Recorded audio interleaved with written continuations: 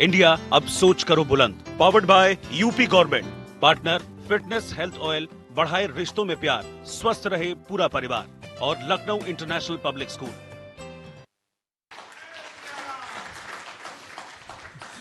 जय सिया राम आपने बोला, मैं इस पर भी चर्चा करूंगा आगे, लेकिन फिलहाल मैं शुरुआत करना चाहूंगा दिनेश शर्मा जी के विभाग के साथ। सर ये प्लीज आपका माइक है प्लीज।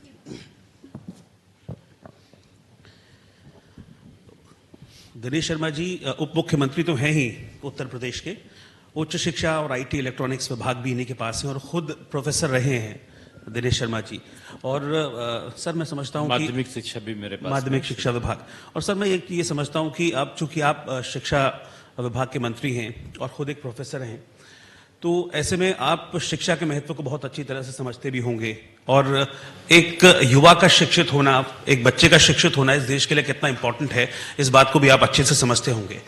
तो being a professor, being a deputy CM और बीइंग उच्च शिक्षा, माध्यमिक शिक्षा और आईटी इलेक्ट्रॉनिक्स के जो मंत्री हैं, इन 4 सालों में अगर मैं आपके विभाग की उपलब्धियों को जानना चाहूं उत्तर प्रदेश के लिहाज से, तो वो क्या रहेंगी?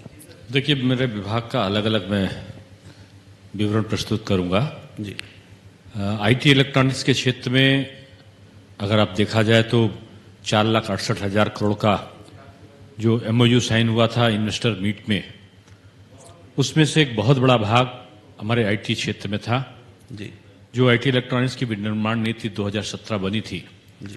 उसमें हमने ये लक्ष्य रखा था कि 30,000 करोड़ का जो इन्वेस्टमेंट हो, 3 लाख के आसपास के रोजगार सृजन हो 5 साल में। उस लक्ष्य को हम लोगों ने मात्र 3 साल में प्राप्त कर लिया।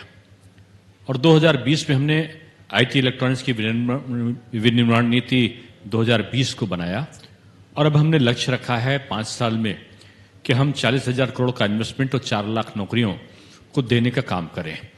आज आईटी इलेक्ट्रॉनिक्स क्षेत्र में हमने जहां स्टार्टअप्स को शुरू करने में जोर दिया है, इनक्यूबेटर सेंटर लगे हैं, आईटी पार्क्स हम लोग बना रहे हैं, आईटी सिटी के रूप में हम निर्माण कर रहे हैं कुछ जगहों पर।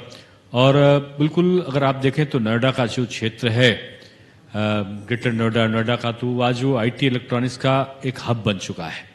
दुनिया के तमाम देशों के लोग जो विभिन्न जगहों पर अपने प्रोजेक्ट्स को लगाना चाहते हैं, वो भारत आ रहे हैं और भारत में भी खासतौर से उत्तर प्रदेश आ रहे हैं। आज अगर जितना मोबाइल का प्रोडक्शन हो रहा पूरे भारतवर्ष में, तो 70% से ऊपर, मैं उसको कम बता रहा हूं, बल्कि इससे कहीं ज्यादा का उत्पादन आज केवल अकेले उत्तर प्रदेश में हो रहा है। जी।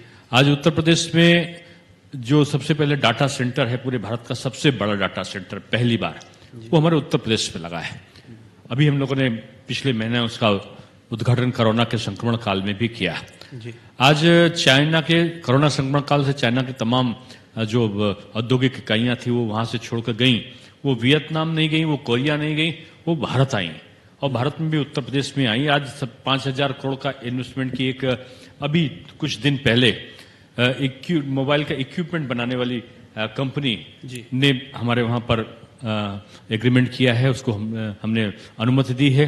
ऐसी कई कंपनी हमारे वहां पर आई हैं। ये तो आईटी क्षेत्र का विवरण था। लखनऊ में भी हम लोग नादरगंज में आईटी सिटी का निर्माण कर रहे हैं। जी मंत्री जी, एक एक करके सेक्टर्स की अगर हम बात करें, और चूंकि आपने उपलब्धियों की बात की है, आईटी सेक्टर और शिक्षा के क्षेत्र की हम बात कर रहे हैं, और शिक्षा का सीधा जुड़ाव रोजगार से होता है।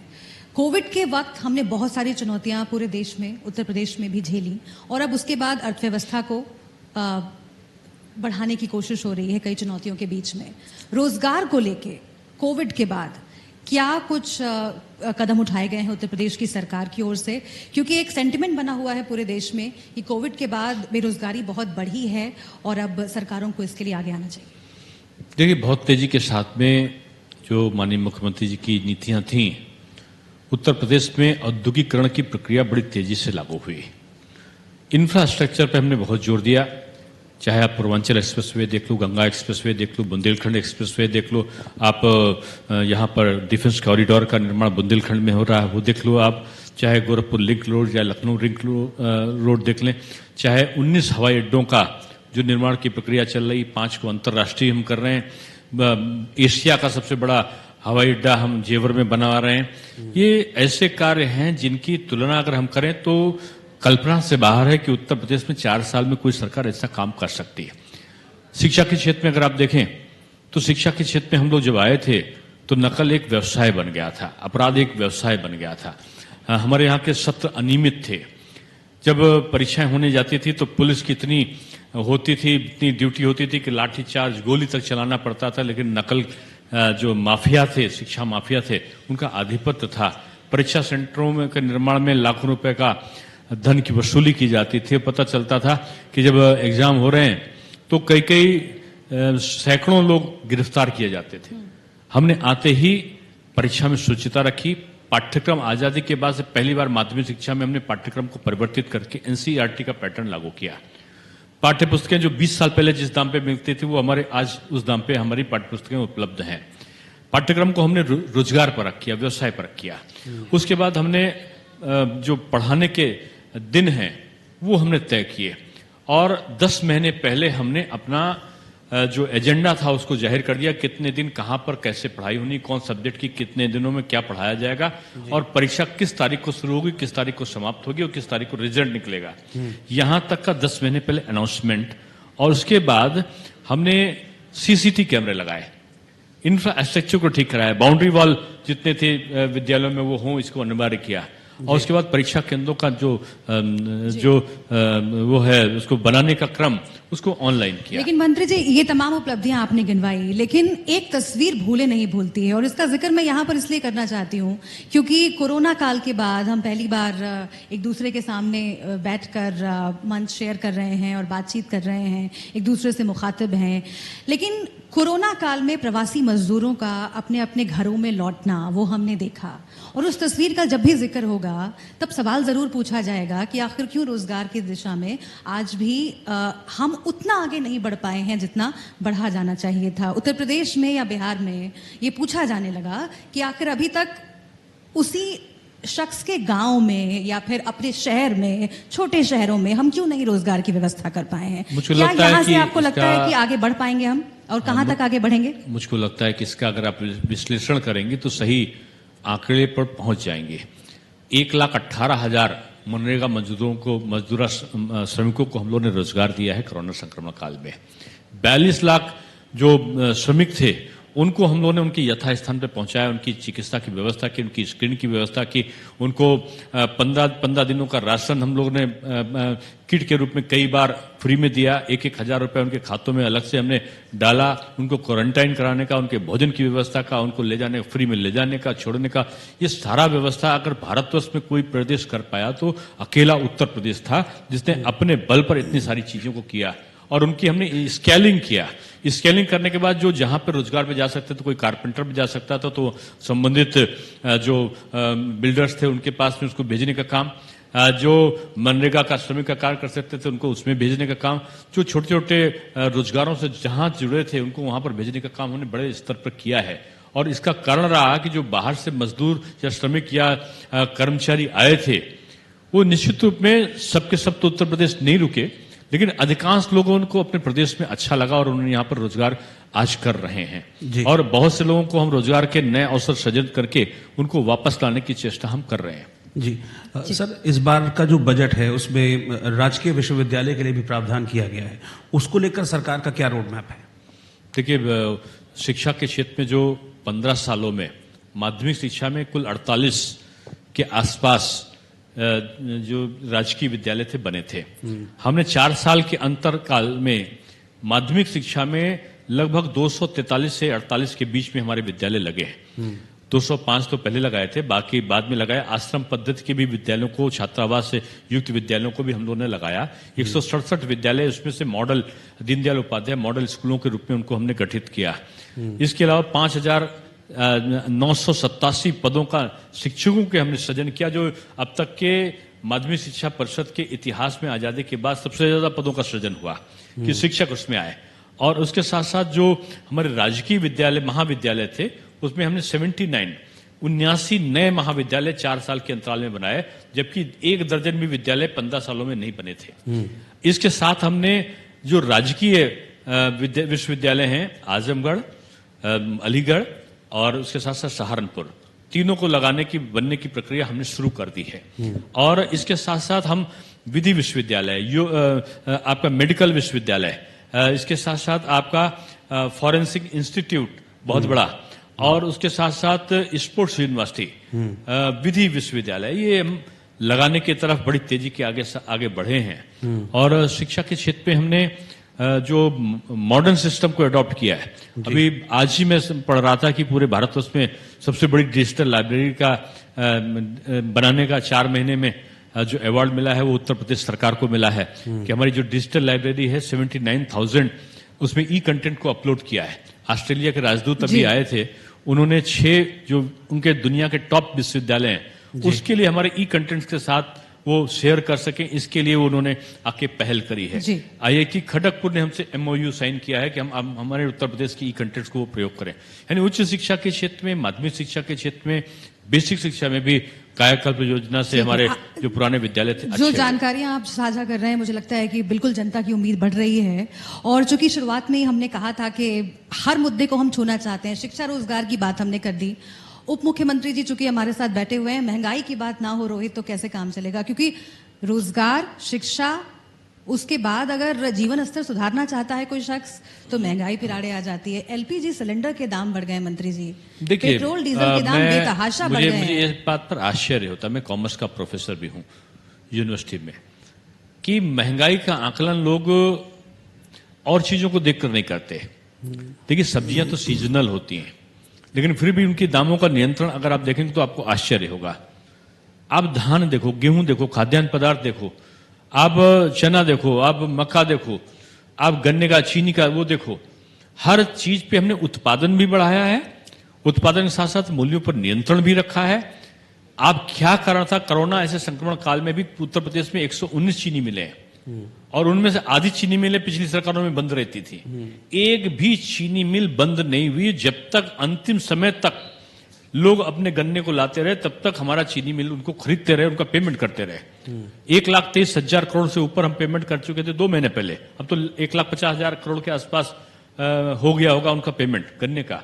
हमने पिछली सरकारों का भुगतान भी किया। सबसे अधिक हमने खाद्यान्न, गेहूं और चावल के, गेहूं और धान के जो क्रय केंद्र खुले, उसके कारण इतिहास में, भारत के उत्तर प्रदेश के इतिहास में सबसे ज्यादा गेहूं की, सबसे ज्यादा धान की खरीद करने वाला प्रदेश उत्तर प्रदेश बना है।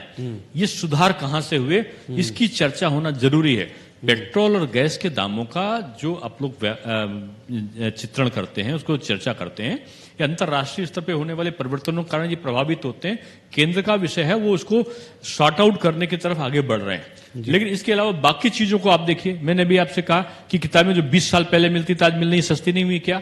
आज आपको कोरोना वैक्सीन जो दूसरे देशों में आज हजारों रुपए लेकर भी लोग उसको नहीं पा रहे हैं, हम मुफ्त सरकारी अस्पतालों में मुफ्त दे रहे हैं, ये नहीं है क्या? केंद्र की जिम्मेदारी है, लेकिन क्या राज्य अगर चाहें तो टैक्स कम करके, वैट कम करके क्या लोगों को राहत नहीं दे सकते हैं कोरोना काल में? 10 दिन से ये चीजें आई हैं और मैंने कहा कि इसका विश्लेषण केंद्र सरकार कर रही है कि दाम को कैसे कम किए जाए। प्रदेश सरकार के साथ उनकी वार्ता होगी, उसके उपाय निकालेंगे। लेकिन मैं जो दूसरी चीज कह रहा हूं कि उसकी चर्चा होना जरूरी नहीं है कि हम वैक्सीन फ्री दे रहे हैं, जो हजारों के दाम पे ये जनता को फ्री नहीं जा रहा है। हम 86 लाख किसानों का जो कर्जा है वो माफ करें, क्या ये चीज नहीं है? हम सम्मान निधि में उनके 6,000 रुपए पहुंचा रहे हैं, क्या ये कम नहीं है क्या? हम उनको गैस सिलेंडर मुफ्त दे रहे हैं, क्या ये कम नहीं है क्या? हम उनको शौचालय बनवा के दे रहे हैं, कम नहीं है क्या? हम उनको आवास फ्री में, अटल आवास फ्री में दे रहे हैं, क्या कम नहीं है क्या? ये चीजों की अच्छा किया मंत्री जी आपने कि किसानों का मसला छेड़ा। एक आपने उज्ज्वला योजना की अगर बात की तो लोगों की जरा सी आपत्ति है कि उज्ज्वला योजना के तहत सिलेंडर्स तो मिल गए लेकिन उनको रिफिल नहीं करवा पा रहे हैं क्योंकि LPG सिलेंडर्स के दाम बहुत बढ़ गए हैं। और दूसरा किसान आंदोलन, चूंकि आपने किसानों की बात की, तो अगर किसानों के लिए सरकार ने इतना काम किया है तो फिर क्यों दिल्ली के बॉर्डर्स पर 100 दिन से भी ज्यादा वक्त से आंदोलन चल रहा है और किसान मानने के लिए तैयार? देखिए, पहली बात तो मैं कहूंगा कि किसान आंदोलन, किसान भाइयों के लिए पूरे रास्ते खुले हैं।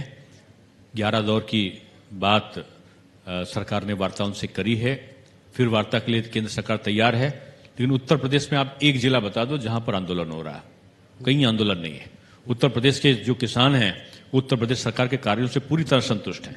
और जो बॉर्डर पे जहां पे आप बात कर रहे हैं उसमें केवल एक प्रदेश के जो लोग आए हैं उनकी अपनी समस्याएं हैं, उनके अपने चुनावी और उनके राजनीतिक दलों के उसमें हस्तक्षेप हो जाते हैं कभी कभी, लेकिन किसान भाई जो भोले भाले किसान हैं उनसे बात करने के लिए पश्चिमी सरकार यूपी हमेशा में तैयार है। महापंचायतें हो रही हैं पश्चिमी लगातार। यूपी में महापंचायतें हो रही, अभी आपने शायद अगर आप एक कांग्रेस अरविंद की नेता की केजरीवाल भी- पंचायत की जिक्र कर रही हूं तो उसमें देखिएगा कि नहीं, मैं टाई सभी जींस का कर रहा हूं, मैं राकेश अखिलेश टिकैत- यादव जी उनमें आप टाई और जीन्स पहने हुए बहुत सारे महानुभाव को जो दिल्ली से और कहां से ले जाए गए थे उनके फोटो आप आसानी से देख सकते अच्छा, मतलब आप डिजाइनर किसानों की बात कर रहे हैं। हैं। ना हम किसान होता है और किसान अन्नदाता है, हमारे लिए सम्मान का विषय है।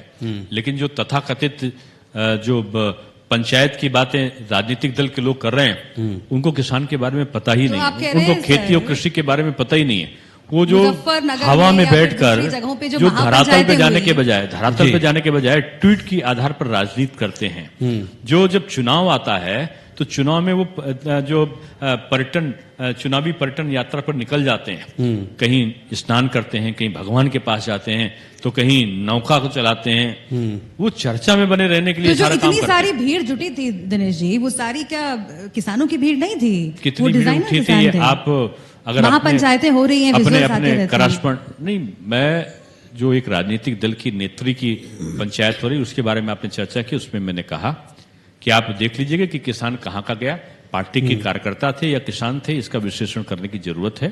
किसान माननीय मुख्यमंत्री जी से किसान नेता उत्तर प्रदेश के आके मिले थे, उनकी सारी समस्याओं को उन्होंने प्रसन्नता भी व्यक्त करी कि उनका गन्ने का बकाया का भुगतान हो गया, उनकी धान की खरीद हो गई, उनकी गेहूं की खरीद हो गई, उनको 18 से 22 घंटे बिजली मिल रही है, उनके वहां खाद की समस्या नहीं है, उनको सिंचाई की समस्या नहीं है, उनके वहां पर हर चीज के जो उपलब्ध है, बीज खाद बीज सब कुछ उपलब्ध है। इसलिए किसान नेता उत्तर प्रदेश के अपनी जो और छोटी मोटी समस्याएं थी उसको उन्होंने रखा, उसको हम पूरा करेंगे। जी, लेकिन नरेश टिकैत तो कह रहे हैं, जो कि बीकेयू के अध्यक्ष हैं, इसका जिक्र पहले भी इस मंच पे हमने किया था, और चूंकि जिक्र छिड़ा है तो एक बार फिर से कि नरेश टिकैत कह रहे हैं कि आजादी के बाद से सर ऐसी कोई सरकार नहीं आई है जिसने गन्ना के किसानों को इस तरीके से नेग्लेक्ट किया हो। देखिए, और 10 रुपए सिर्फ 4 साल में मूल्य मैं बढ़ाया है। राजनीतिक भावनाओं से ग्रसित किसी व्यक्ति के वक्तव्य की चर्चा नहीं कर रहा हूं। मैं उन जो जिनको कहना चाहिए कि भोले भाले किसानों की चर्चा कर रहा हूं, जो हमारे असली अन्नदाता हैं, जो हमें अपने परिश्रम के द्वारा अन्न को प्रदान करने में सहायता करते हैं, जो किसान हैं, मैं उनकी बात कर रहा हूं। जो राजनीतिक भावनाओं से ओतप्रोत लोग हैं, उनके वक्तव्य निश्चित रूप में विदेश भरे होंगे। तो आप कह रहे हैं नरेश टिकैत या राकेश टिकैत राजनीतिक भावना से प्रेरित होकर दे रहे हैं? किसी का नाम नहीं लिया, लेकिन कोई अगर राजनीतिक दलों के लोगों के साथ में बैठता है, उनके साथ में विचार विमर्श करता है, उनसे अपनी राजनीतिक आकांक्षाओं की पूर्ति के लिए अनुबंध करता है, कोई भी हो, मैं किसी का नाम थोड़ी ले रहा हूं, तो उसकी भावनाएं, उसका पक्ष या विपक्ष उसके विचारों में अपने आप दिखने लगता है। मैं उत्तर प्रदेश के महान किसानों को प्रणाम करता हूं कि उन्होंने पूरे अपनी संजीदगी के साथ में उत्तर प्रदेश सरकार के साथ में रह के यहाँ की खेती उन्नत हो, प्रधानमंत्री का जो दोगुना करने का सपना है, जो हम उनकी किसानों की इनकम को, उसके साथ वो चल रहे हैं। जी, मैं सर वापस शिक्षा की ओर लौटता हूं, क्योंकि अब मुझे लग रहा है कि शायद शिक्षा को लेकर भी राजनीति हो रही है। पिछले दिनों हमने देखा भी था कि अपना शिक्षा का मॉडल लेकर दिल्ली से उप मुख्यमंत्री आए थे यहाँ पर, और यहाँ के स्कूलों को लेकर तमाम तरह की टीका टिप्पणियां की थी। अभी आपने आंकड़े पेश किए, तो ये क्या ये तुलना ठीक है, वो भी खासतौर पर शिक्षा के क्षेत्र में? आपको एक बात पता होगी, उत्तर प्रदेश के बेसिक शिक्षा स्कूलों में केवल अभी हमारे अगर हाई स्कूल इंटर के ले लेंगे तो 60 लाख विद्यार्थी हैं। अगर बेसिक शिक्षा में पढ़ने वाले बच्चों की संख्या ले लेंगे तो 1.5 करोड़ हैं, और उससे ऊपर जो है हमारे छठे से लेकर और 11th और 9th इसमें 8th में बच्चे हैं। जितने बच्चे हमारे वहां पढ़ रहे हैं उतनी पूरे दिल्ली की आबादी है। मैंने इसीलिए पूछा कि ये तुलना और ठीक है? वहां पे 2 विद्यालयों को अगर दिखा के आप कोई पूरा मॉडल पूरे देश का, जहां पर लाखों, उत्तर प्रदेश में आप आओ, लाखों विद्यालय हैं, लाखों के लाख शिक्षक हैं, और उनके बीच में हम नकलविहीन परीक्षा संपादित कर रहे हैं। हमने सारे विद्यालयों का इंफ्रास्ट्रक्चर ठीक करने का काम किया है। हम जो संस्कृत विद्यालय भी हैं उनको भी ठीक करने जा रहे हैं। तो इतनी जो बातें, हमने स्मार्ट क्लासेस भी शुरू किए हैं, हमने एनसीईआरटी का पाठ्यक्रम भी लागू किया है, हमने मॉडर्न टेक्नोलॉजी में 1,91,000 सीसीटीवी कैमरे लगाए, 1,86,000 के आसपास हमारे अध्यापक बैठ के ड्यूटी देते हैं, परीक्षा कराते हैं। 23 दिनों में हम रिजल्ट निकालते हैं, हम 12 दिनों में हाई स्कूल की और इन 15 दिनों में इंटरमीडिएट की परीक्षा करते हैं जो 2.5 महीने चला करती थी। ये शिक्षा का सुधार है। अभी कई प्रदेशों की, अभी मध्य प्रदेश की टीम तो शायद कल भी थी यहाँ पर उत्तर प्रदेश में, वो अध्ययन करने आई थी कि हमने शैक्षिक सुधार कैसे कर लिए।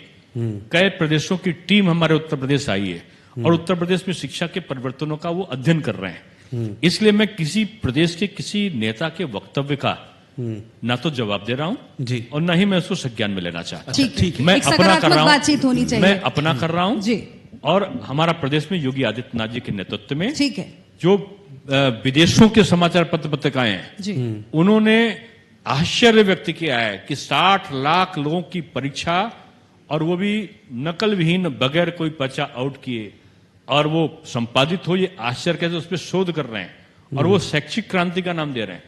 और दूसरे लोग अगर किसी प्रकार का तुलना करते हैं तो मैं उस पर कोई ठीक टिप्पणी है। नहीं करूंगा। एक महिला सुरक्षा पर बात हो जाए जरा रोहित, फिर अगला सवाल आप पूछिएगा, क्योंकि कल सबको मालूम है कि 8 मार्च है और महिला दिवस है। सबको इंतजार है कि आखिर उप मुख्यमंत्री क्या बताते हैं, महिलाओं के मसले पर क्या सुधार हुआ है, महिला सुरक्षा की स्थिति उत्तर प्रदेश में कितनी सुलझी है, क्योंकि कई घटनाएं हम देख रहे हैं जो विचलित करती हैं उप मुख्यमंत्री जी, और बार बार ऐसी घटनाएं आ रही हैं, उसमें पुलिस की जो भूमिका है उस पर भी सवाल खड़े हो रहे हैं। इस पर क्या कहेंगे आप? मैं आंकड़ा तो नहीं पेश कर रहा हूं, लेकिन उत्तर प्रदेश का आप एक आंकड़ा जरूर देखिएगा। उत्तर प्रदेश के आंकड़े में प्रतिवर्ष के अपराधों की संख्या और खासतौर से महिलाओं पर अत्याचार के जो आंकड़े हैं अपराधों के, उनका आप विश्लेषण करिए। 2020-21 में आजादी के बाद से अब तक सबसे कम अपराध हुए हैं और जो अपराध हुए हैं उन पे हमने त्वरित कार्रवाई करके उनको दंडित करने का काम किया है। महिलाओं के लिए कन्या सुमंगला योजना हम चला रहे हैं। 1 लाख से ऊपर कन्याओं का विवाह माननीय योगी जी के सरकार में हो चुका है। पहले जितना पैसा था उससे 35,000 30,000 से बढ़ा के हमने 51,000 रुपया उनको अनुदान का किया है। 1 लाख कन्याओं का विवाह का कार्य हम लोग कर चुके हैं। एंटी रोमियो स्क्वाड का गठन करके हमने इस प्रकार के मंचरों को जो अपमान करते हैं उनको दंडित करने का काम किया है। जो प्रदेश भर में जितने भी घटनाएं हुई हैं, चाहे वो बलात्कार की घटनाएं रही हों, महिला उत्पीड़न की घटनाएं रही हों, उनके लिए हमने विशेष व्यवस्थाएं की। हर थाने पे एक महिला सेल का गठन अलग से किया है। आज आप देखें कि तत्काल उस पर कार्रवाई होती है, तत्काल रिपोर्ट लिख के उस पर जो अपराधी हैं उनको जेल भेजने का काम किया जाता है। तो ये परिवर्तन है। हमने महिलाओं के लिए जो है अभी आप देखें तो जनधन योजना के अंतर्गत सबके खातों में पैसा पहुंचा है। जो महिला हमारी है सबके खातों में कोविड-19 के दौरान खाता पहुंचा, जिनके भी जनधन अकाउंट थे। विधवा पेंशन को हमने बढ़ा दिया है, निराश्रित महिला पेंशन को हमने बढ़ा दिया है, उनके दायरे को भी बढ़ाया है, उसकी राशि को भी बढ़ाया है। तो ये जो महिलाओं के लिए सबसे बेहतर समय अगर कोई रहा है लेकिन सुरक्षा के लिए तो मैं बिल्कुल इस बात से इत्तेफाक रखती हूँ, यहाँ बैठे हुए लोग भी इत्तेफाक रखते होंगे कि योगी आदित्यनाथ मुख्यमंत्री कड़े फैसले लेने के लिए जाने जाते हैं, और सरकार जब बनी थी यही कहा गया था कि 0 टॉलरेंस महिलाओं के खिलाफ जो अत्याचार है उनके लिए हम रखते हैं। आपने तमाम कदम गिनाए और बहुत साधुवाद करना चाहती हूँ मैं कि इतने सारे कदम उत्तर प्रदेश में महिलाओं की सुरक्षा के लिए उठाए गए, लेकिन उसके बावजूद उप मुख्यमंत्री जी क्यों घटनाएं नहीं रुक रही हैं? बलात्कार की घटनाएं, छेड़खानी की घटनाएं आखिर क्यों नहीं रुक रही हैं? आज भी क्यों उत्तर प्रदेश में महिलाएं स्वच्छंदता से विचरण करने में डर रही हैं? देखिए, ये डर क्यों नहीं कम हुआ? आपका प्रश्न अपने आप में उत्तर देता है। इतना बड़ा प्रदेश है, इसमें हम निरंतर घटनाएं कम हों इसके लिए प्रयत्नशील हैं। ना हो बिल्कुल ये हमारी सदिच्छा है, लेकिन हम इस प्रकार का दावा नहीं कर सकते कि हम एकदम से पूरा सब निर्मूल कर देंगे। हाँ, होगा, एकदम से सब निर्मूल होगा। धीरे धीरे हम जिस गति से, जिस तेजी के साथ में इस प्रकार के कुकृत्य करने वालों को दंडित करने का अभियान चला रहे हैं, निश्चित रूप में हम अपने गंतव्य तक पहुंचेंगे। अच्छा, मैं वापस आपके डिपार्टमेंट पर आ रहा हूँ, शिक्षा पर, क्योंकि अभी नई शिक्षा नीति का भी ऐलान हुआ है, तो उसको लेकर क्या, क्रियान्वयन को लेकर क्या रोड मैप है आपके पास? मैंने यही चीजें आपको बताई थी कि भी हमने डिजिटल लाइब्रेरी ऑनलाइन जो पढ़ने के लिए बहुत अच्छे लेक्चर्स हैं, उनके लेक्चर्स को वीडियो भी, ऑडियो टेप भी उनके लेक्चर्स को अपलोड किया, जिससे जैसे वो पढ़ने जाते थे आज दुनिया के सारे लोग देख सकते हैं निःशुल्क बच्चों को। अभी हम अभ्युदय कोचिंग के माध्यम से जो ISPCS से लेकर बैंक पीओ तक की या अन्य तमाम प्रतियोगी परीक्षाओं की तैयारी होगी वो भी निःशुल्क हम करा रहे हैं। ISPCS अधिकारी भी पढ़ाने के लिए जाते हैं। हमने MPhil को कोर्स को खत्म किया। अब जो सबसे बड़ा अनूठा काम हम करने जा रहे हैं वो ये कि हमने शुरू कर दिया है नई शिक्षा नीति के तहत कि जो विश्वविद्यालय हैं उनमें 70% जो हमारा पाठ्यक्रम होगा वो कॉमन करिकुलर यानी समान पाठ्यक्रम होगा। 30% पाठ्यक्रम विश्वविद्यालय अपने अनुसार कर सकता है। इसका फायदा क्या होगा कि एक विद्यालय का, एक महाविद्यालय या एक यूनिवर्सिटी का विद्यार्थी अगर दूसरी यूनिवर्सिटी में जाता है, मानो BCom 1 में पढ़ा तो BCom सेकेंड ईयर में उसको वो सब्जेक्ट नहीं मिलते थे। अब हमारा ट्रांसफर आसानी से हो सकता है और हम अपने सब्जेक्ट्स को भी ले सकते हैं। वो भी हम अगले अपने सत्र से लागू कर रहे हैं कि जो जैसे साइंस का विद्यार्थी है अगर कोई आर्ट्स का एक सब्जेक्ट लेना चाहता है तो अब लेने की हम उसको अनुमति देंगे। इस प्रकार के कामों को हम शोधगंगा पोर्टल को स्थापित कर रहे हैं, शोध पीठों का निर्माण कर रहे हैं। सारे यूनिवर्सिटीज में हमने दीनदयाल उपाध्याय शोध पीठ दी है। कुछ जगह पे हमने दीनदयाल अटल बिहारी वाजपेयी रोजगार सृजन पीठ दी है। कहीं हमने महात्मा गांधी जी के नाम पे शोध पीठ दी है।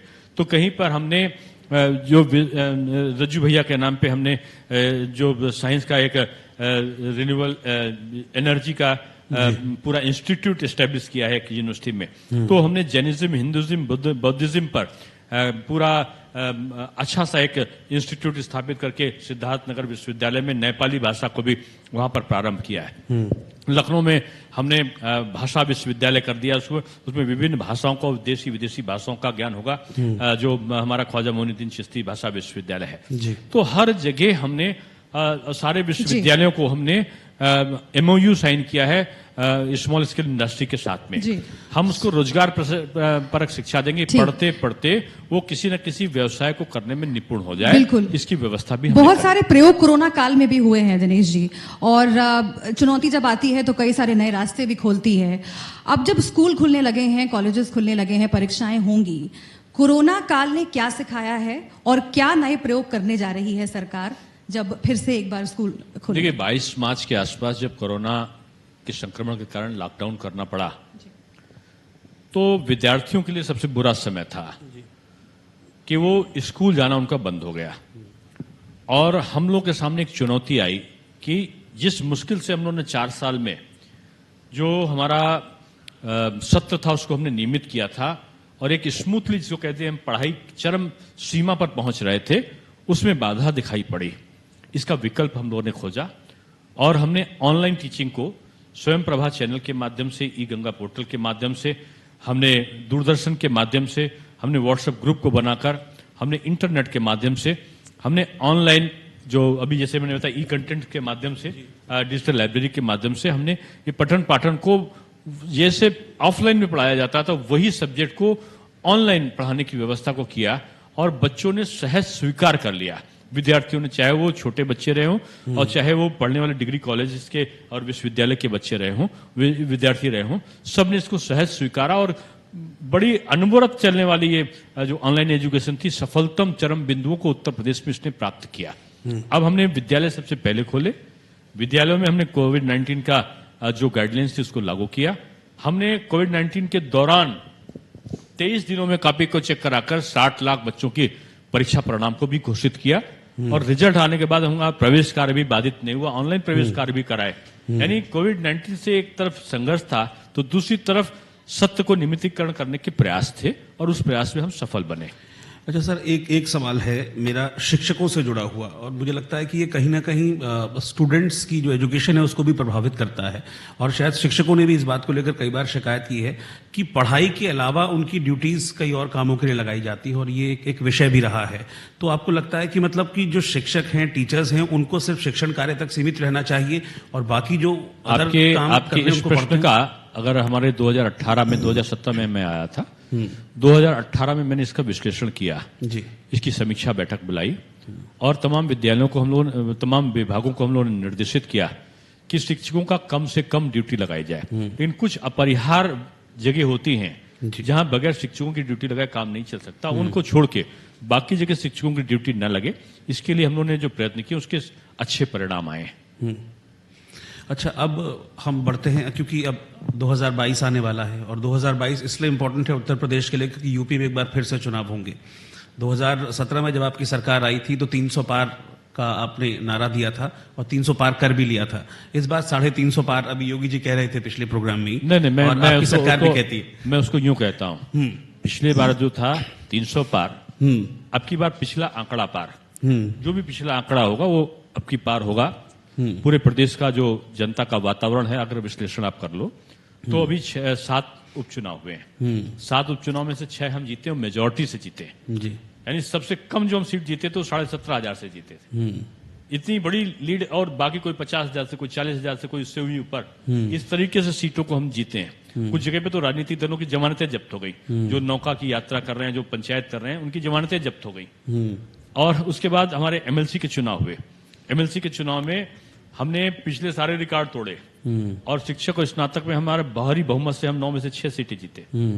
तो ये नई तो हवा लड़े थे, 9 में से 6 जीते। नई हवा, नई सपा, ये पूरे लखनऊ में पोस्टर्स लगे हुए हैं आजकल।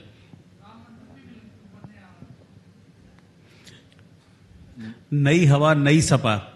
और आज दिन में हमारे साथ राम गोविंद चौधरी जी भी बैठे हुए थे, तो वो कह रहे थे 2022 में सब कुछ नया हो जाएगा। नहीं, क्या नई हवा, नई हवा, नई सपा। अब की सफा सपा नई मैं हवा, नई समझा सपा। शायद ऐसा कुछ किसी ने लगाया होगा, मुझे नहीं पता, लेकिन निश्चित रूप में ये एक चुनाव- नया नारा भी दिया है समाजवादी पार्टी की तरफ से, नई हवा, नई सपा। और जनता की तरफ से अब की सफा। ये कुछ लोग ये मुझसे, आपने ऐड कर दिया। नहीं मैं नहीं, कुछ लोग मुझसे कह रहे थे ऐसा, और लोगों को कहने का अधिकार है, मैं तो किसी पे टिप्पणी करता ही नहीं हूँ। अच्छा, चुनावों की जो की बात छिड़ी है तो 2 मसलों का बहुत जिक्र होता रहा है उत्तर प्रदेश में, और फिर जहां कहीं भी इलेक्शंस आते हैं उन मसलों का जिक्र होता है। एक लव जिहाद और दूसरा 3 तलाक। लेकिन आपके विरोधियों का कहना है कि इन मसलों को इसलिए उठाया जाता है ताकि वोट लिया जा सके। ये राजनीतिक मसले ज्यादा हैं और लोगों के विकास से इसका जुड़ाव, इसका लेना देना कम है। आप क्या जवाब देंगे उनको? मेरा सीधा सा एक जवाब समझाने के लिए है। मैं विधान परिषद में नेता सदन हूं, और अभी मैंने एक प्रश्न का उत्तर दिया था, बड़ा हल्ला मचा था जब एक धार्मिक उस पे विधेयक आया था इसी से संबंधित, कि जो धर्म परिवर्तन करा के लोग विवाह करते हैं। उसमें लोगों ने कहा कि आप सांप्रदायिक भावना से कर रहे हैं। लेकिन अगर आप बिल को आप विश्लेषण करो तो बिल के विश्लेषण में जितना स्पष्ट उत्तर प्रदेश सरकार ने किया उसको, कि उसमें जो जोर जबरदस्ती से, प्रलोभन से, किसी का अनुचित तरीकों को अपना के, किसी का धर्म परिवर्तन करा के वो विवाह करके उसको उसकी भावना को खंडित करता है, तो उसको कौन सी सजा मिलेगी, इसका प्रावधान बड़ा स्पष्ट किया गया है। लेकिन उसमें कहीं नहीं कहा गया कि अगर कोई हिंदू किसी मुस्लिम का धर्म परिवर्तन कराएगा तो वो बच सकता है अपराध से। वो भी उतना ही दंड का अपराधी है जितना अगर एक मुस्लिम या एक सिख या एक ईसाई किसी का धर्म परिवर्तन करा के करता है। तो किसी भी धर्म के लोगों को किसी प्रकार का कोई प्रश्रय नहीं दिया गया है। ये सब धर्मों के लिए बराबर है। उत्तर प्रदेश में है तो सभी धर्म के लोगों को इसका पालन करना पड़ेगा। और जहां तक लव जिहाद इस प्रकार की घटनाओं का है, आप पश्चिमी उत्तर प्रदेश जाके वहां के लोगों से पूछिए कि कितना प्रताड़ित हुए थे लोग। मैं किसी धर्म के बारे में नहीं कहता हूं, सब धर्म अच्छे हैं और यहाँ हिंदू और मुसलमान मिलकर रहते हैं और उन पे हमको गर्व है। यहाँ पे जो हमारे अशफाक उल्लाह खां ऐसे लोग रहे हैं, अब्दुल कलाम साहब ऐसे लोग रहे हैं, वो हमारे लिए स्तुतनीय है। लेकिन ये अप्रिय घटना जो अराजक तत्व थे उनके द्वारा जो होती थी, उसका विकल्प क्या था? उसका विकल्प कठोरतम कार्रवाई थी और उस कठोरतम कार्रवाई को करने का काम योगी सरकार ने किया है। मैं एक चीज और आपसे समझना चाह रहा हूं कि अभी जैसे किसान आंदोलन चल भी रहा है, 102 दिन हो गए हैं अब किसान आंदोलन को, आपको लगता है कि इसका कोई असर पड़ेगा यूपी के विधानसभा चुनाव पर? क्योंकि लगातार हम देख रहे हैं किसान नेता जो हैं, चाहे वो गुरनाम सिंह चढ़ूनी हों, चाहे राकेश टिकैत हों, चाहे दर्शन पाल हों, अब तो वो कह रहे हैं कि अब हम सिर्फ यूपी नहीं, अब हम बंगाल भी जाएंगे, हम हर जगह जहां बीजेपी चुनाव लड़ रही है हर जगह जाएंगे और कहेंगे कि बीजेपी को वोट मत दो। देखिए, मैं फिर से दोहराऊंगा कि मैं किसी नेता या किसान नेता के उम्मीदों को, उनके वक्तव्यों को अपने शब्दों में उसका जवाब नहीं देना चाहता। इतना मैं जानता हूं कि बीजेपी का संगठन कार्यकर्ताओं के बल पर है, जनता के बल पर है, वार्ड और बूथ इकाई तक हमारा गठन है। हम किसानों के हितों के लिए काम कर रहे हैं, ये किसान भाई बहुत अच्छी तरीके से जानते हैं और उनका अपार स्नेह, प्यार और समर्थन हमारे साथ में है। और इसका असर आपको मैंने उदाहरण देके बताया कि चुनाव में दिखा है। और अगर आप किसी भी और प्रदेश में आप बता दीजिए कि एक छोटा सा भी आंदोलन दिखाई पड़ा हो कहीं पे। ये बॉर्डर की जो आप बात कर रहे हैं, बॉर्डर में भी कौन लोग हैं, क्या कर रहे हैं? कुछ जो अच्छे किसान भाई हैं, जो किसान वास्तविक कि किसान नेता हैं, कुछ उनकी लोग बात- हैं वो चाहते हैं कि चुनावों तक ये चलता रहे। कुछ लोग किसान आंदोलन को दूसरी तरफ रुख को मोड़ने का सपना देख रहे हैं, वो सफल नहीं होने वाले। उनकी राजनीतिक आकांक्षाएं पूरी नहीं होने वाली हैं कि हिंदुस्तान का किसान बहुत समझदार है। यानी कि आप कह रहे हैं कि जो लोग उनको वहां लेकर आ रहे हैं दिल्ली के बॉर्डर्स पर, वो किसान नहीं है, लेकिन जो बैठे हुए हैं लगातार वो किसान हैं। मैंने इतना कहा है, जो भी किसान हैं सरकार उनके साथ है। मोदी जी का सपना किसानों को मजबूत करना है, उनकी इनकम को दुगना करना है, उनकी कठिनाई और समस्याओं को दूर करना है। जी। लेकिन जो राजनीतिक आकांक्षा लेके किसान भाइयों को दिग्भ्रमित करने का या उनको उनके आंदोलन को दूसरी तरफ रुख मोड़ने का सपना देख रहे हैं, उनका सपना पूरा नहीं ठीक। होगा, क्योंकि विश्वास मोदी जी के और योगी जी के साथ है। ठीक, एक आखिरी सवाल आपसे, क्योंकि वक्त भी मुझे लगता है रोहित कम है अब हमारे पास, सर को भी जाना होगा। क्या नीति रहेगी आगे सरकार की, क्योंकि महापंचायतें हो रही हैं, आपने खुद माना कि हाँ सियासी असर पड़ रहा है, कुछ लोग ऐसे हैं जो सियासी लाभ लेने की कोशिश कर रहे हैं किसान आंदोलन के जरिए। अगर ये आह्वान किया जा रहा है कि किसान नेता जाएंगे और वो कहेंगे बीजेपी को वोट मत दो, या फिर महापंचायतें हो रही हैं जहां पर लोग लामबंद हो रहे हैं, मुजफ्फरनगर में बहुत बड़ी भीड़ जुटी थी, उसके बाद भी कई पंचायतें हो रही हैं, बीजेपी का क्या रुख रहेगा आगे, क्या रणनीति रहेगी? क्या आप लोग भी घर घर जाएंगे, समझाएंगे कि देखिए हमने जो फैसला किया है वो सही है? देखिए, किसान सियासत का नहीं सम्मान का परिचायक है। दूसरे दल उसको सियासत के रूप में देखते हैं, हम सम्मान के रूप में देखते हैं। हम किसान भाइयों के लिए जो जनोपयोगी कार्य हैं वो कर रहे हैं। हम उनकी आय बढ़ जाए, उनकी खेती अच्छी हो, उनकी उपज अच्छी हो, उनको मूल्य ठीक से मिले, उनको समय में उनका मूल्य मिल जाए, उनको बिजली मिले, खाद मिले, सिंचाई का साधन मिले, उनको मकान मिले, उनको गैस का सिलेंडर मिले, उनको टॉयलेट्स उनके बने, उनकी सड़कें बने, इसके तरफ हम काम कर रहे हैं। और ये किसान भाई देखेगा तो वो सियासत करेंगे, हम काम करेंगे, और काम के बदले किसान बंधुओं का स्नेह हमें मिल रहा है, मिला था और मिलेगा। सर, अब बिल्कुल मैं एक आखिर में एक सवाल ले रहा हूँ, क्योंकि जय श्री राम के उद्घोष से इस कार्यक्रम की शुरुआत हुई थी, तो मैं चाहता हूँ कि अभी उसी मैं पर अयोध्या से आ रहा हूँ राम के दर्शन। हाँ बिल्कुल, मर्यादा पुरुषोत्तम राम जी के दर्शन करके आ रहा हूँ जी, और लग रहा था कि रामलला बिल्कुल वाइब्स हमारे तक आ रही हैं। तो मैं चाहूंगा कि जय श्री राम से कुछ लोगों को दिक्कत क्यों होती है, और कुछ नहीं बहुत। कुछ लोग छदम धर्मनिरपेक्षता के आधार पर हिंदू संस्कृति को, हिंदू मान्यताओं को, भारत की परंपराओं को पर आघात करके अपने आप को अत्याधुनिक और मॉडर्न कहलाने का शौक रखते हैं। जी, ऐसे लोग ना तो राष्ट्र के प्रति समर्पित होते हैं, न ही राष्ट्र के प्रति उनकी प्रेम की कोई भावना होती है। वो सेल्फ जिसको कहना चाहिए था अपने आप पे केंद्रित होते हैं, और उनका हर काम होता है कि भारतीय संस्कृति को प्रदूषित करने का कौन सा अवसर आवे जिसको वो ना छोड़े। रामलला हम आएंगे मंदिर वहीं बनाएंगे, जब ये नारा लगता था तो ये कहते थे कि रामलला हम आएंगे मंदिर वहीं बनाएंगे, समय नहीं बताएंगे। अब जब समय आ गया, माननीय सुप्रीम कोर्ट के महान निर्णय के बाद, मोदी जी और योगी जी की सदिच्छाओं के साथ, तो अब उनके पास में जवाब नहीं है। आज जिस भव्यता के साथ निर्माण की तैयारियां चल रही हैं, वो इस देश के इतिहास के सुनहरे पन्नों में दर्ज होगा कि आज अयोध्या किसी भी धार्मिक स्थली का, विश्व का एक महान तीर्थ धार्मिक पर्यटन का क्षेत्र बनेगा। आज वहां का इंफ्रास्ट्रक्चर ठीक होने का, एक नई अयोध्या का कई सौ जो हेक्टेयर में आज इसका निर्माण की परिकल्पना है। आज उनका अवस्थापना का ठीक होना, सड़क का निर्माण, अभी तो 650 करोड़ के आसपास तो केवल हमने उत्तर प्रदेश के बजट में दिया है। 250 करोड़ अभी केंद्र ने अयोध्या के हवाई अड्डे के लिए दिया है। अभी कई करोड़ रुपया वहां के जो वो है रेलवे का स्टेशन, उसको ठीक करने के लिए दिया है केंद्र ने, और प्रदेश ने भी वहां के बस अड्डे को ठीक करने के लिए दिया है। चारों तरफ आप देखें तो बदली हुई अयोध्या में प्राचीनतम जो सांस्कृतिक विरासत धरोहर है उसको संरक्षित करते हुए घाटों के सौंदर्यीकरण से लेकर पुलों के जाल तक, सड़कों के निर्माण से लेकर बिजली की व्यवस्था तक, ये श्री राम जन्मभूमि मंदिर के निर्माण तक, ये सारी चीजें हैं। अभी मैं वहीं से आ रहा हूं और वहां पे मैंने संकल्प लिया है कि हम भी वहां पर, उन्होंने कहा कि आप एजुकेशन के क्षेत्र में क्या करेंगे, तो मैंने कहा कि मैंने कई लोगों को आमंत्रित किया है कि निजी विश्वविद्यालय के क्षेत्र में भगवान मर्यादा पुरुषोत्तम श्री राम विश्वविद्यालय की स्थापना निजी क्षेत्र में हो, और निजी क्षेत्र में हो उसके लिए कई लोगों के प्रस्ताव भी मेरे पास आ गए इतनी जल्दी, और मैं जल्दी ही उस पर काम करूंगा, जिसमें जो विभिन्न प्रकार की हमारी रामायण जो विभिन्न भाषाओं में लिखी गई हैं, धार्मिक ग्रंथ जो हमारे विभिन्न भाषाओं में हैं, उन पे शोध कार्य हो, उन पे इंस्टीट्यूट अलग से बने, दुनिया के तमाम जगहों पर हमारे ये जो अनछुए पहले हैं हमारी धार्मिक विरासत के, वो पहुंच सके, और उसमें कर्मकांड ऐसे कोर्सेज हों जो व्यवसाय से जुड़े, और तमाम चीजें ऐसी होंगी, संस्कृत का अध्ययन अध्यापन का काम हो।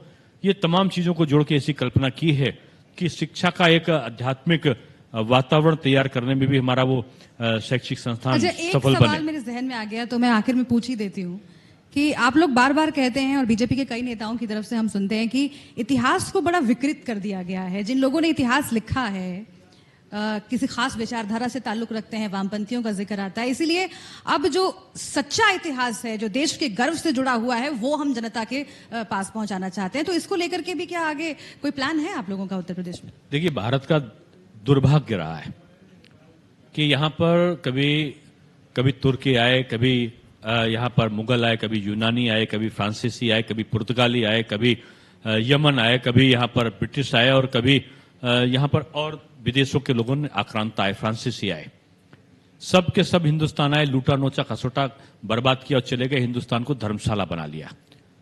लेकिन इसके साथ साथ जो लोगों ने गलत इसके बारे में कहा हिंदुस्तान के, उन्होंने कहा कि हिंदुस्तान का इतिहास गुलामी का इतिहास है, ऐसा वामपंथी विचारधारा के लोगों ने इसको कहा, जबकि ये सच नहीं है।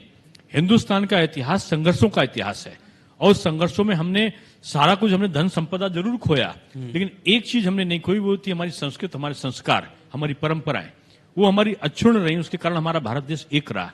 और उसमें दुर्भाग्य था कि जो भारत का इतिहास लिखने वाले लोग थे, ज्यादातर इतिहासकारों को आप 90 से 95% इतिहासकार ऐसा आप पाएंगे। कभी फायान ने अपनी यात्रा को लिखा, तो कभी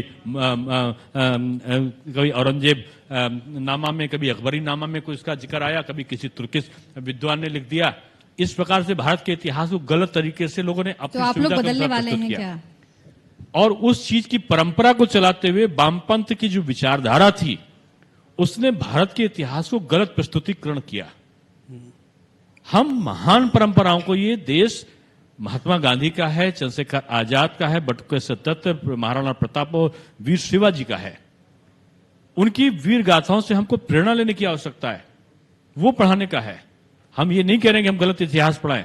हमारे देश की जो वास्तविकता है वो हमारे आने वाली पीढ़ी को गौरवशाली परंपराओं के साथ देश को सुदृढ़ करने की मानसिकता तैयार करने के लिए आवश्यक है, और वो होना चाहिए।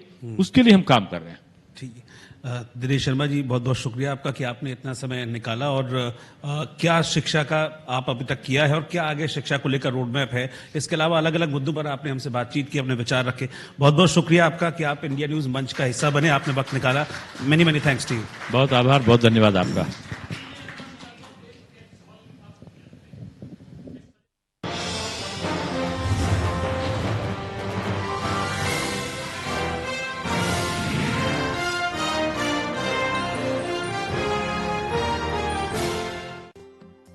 Co-presented by JK Lakshmi Cement. India, अब सोच करो बुलंद। Powered by UP government.